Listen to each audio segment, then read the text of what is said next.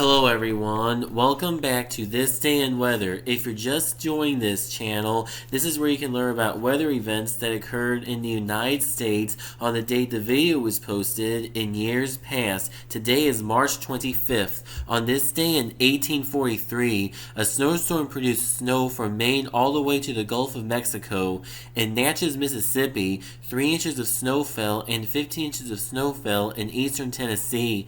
Coastal Maine got 204 inches of snow for the entire 1842-1843 winter season. On this day in 1914, a snowfall record for the state of South Carolina was set when Society Hill was whitened with 18 inches of snow.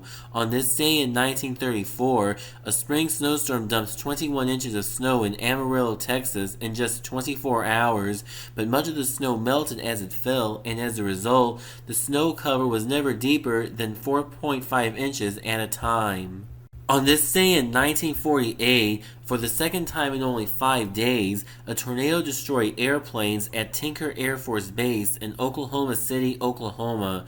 On March 20th, a tornado destroyed 50 planes and caused over $10 million 1948 United States dollars in damage, which equates to close to $135 million in 2026 United States dollars, and the one on March 25th destroyed 35 planes for a total of 85 planes the two tornadoes combined to destroy, and $6 million 1948 United States dollars in damage, which equates to almost $81 million in 2026 United States dollars.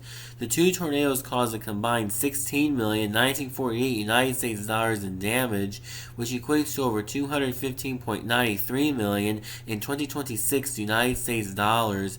The March 20th tornado struck without warning, while the one on March 25th was predicted by Major Ernest W. Fallbush and Captain Robert C. Miller, who were ordered to see if operationally forecasting tornadoes was possible after the March 20th tornado, and their accurate tornado forecast on March 25th ushered in the modern era of severe weather forecasting.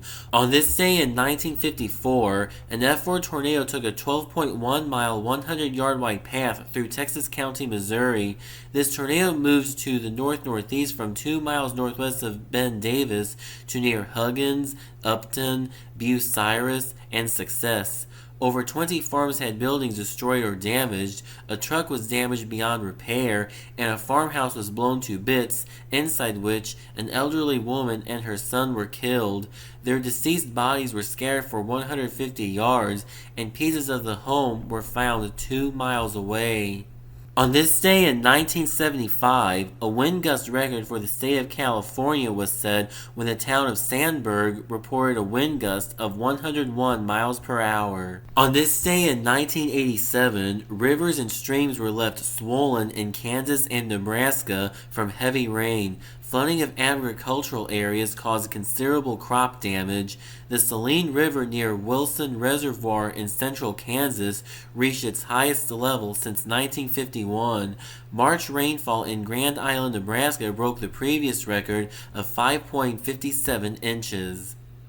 On this day in 1989, a Pacific storm brought rain to most of the western third of the country, with some heavy snow in some of the higher elevations. In 24 hours, 3.56 inches of rain soaked LaPorte, California, and up to 2 feet of snow fell in the Sierra Nevada range.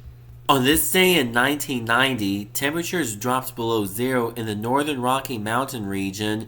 The coldest location was Hardin, Montana, with a morning low of minus 10 degrees. Elsewhere, freezing drizzle was reported in the southern plains region, with daytime highs only in the 30s from the southern high plains to Missouri and Arkansas.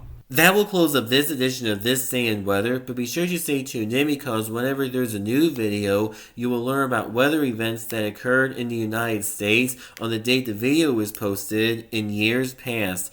Please hit the thumbs up button to like this video. Please hit the subscribe button to be sure to never miss a new video. If you're just joining this channel, please check out all the other videos that have been posted on this channel. And please check out my Patreon at patreon.com/c/thisdayinweather for more content.